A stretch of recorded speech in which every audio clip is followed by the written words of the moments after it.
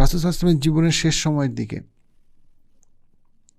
রাসূল সাল্লাল্লাহু আলাইহি ওয়াসাল্লাম প্রচণ্ড তাহাজ্জুদ পড়তেছেন, যে তাহাজ্জুদ পড়ার কারণে তার মানে পা ফুলে যাচ্ছে, সারা রাত ধরে পড়তেছেন এবং লম্বা করে এবং এবং আয়েশা রাদিয়াল্লাহু আনহা বলতেছেন, মানে যখন সেজদা দিচ্ছেন মনে হচ্ছে সেজদা আর শেষ হবে না, যখন রুকু দিচ্ছেন মনে হচ্ছে রুকু আর শেষ হবে না, রাইট?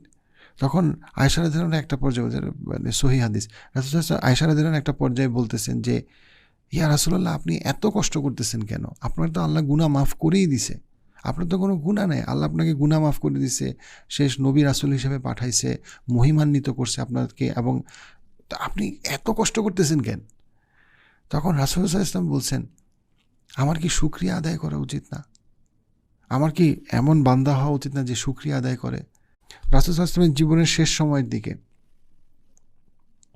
রাসূল সাল্লাল্লাহু আলাইহি ওয়াসাল্লাম প্রচণ্ড তাহাজ্জুদ পড়তেছেন, যে তাহাজ্জুদ পড়ার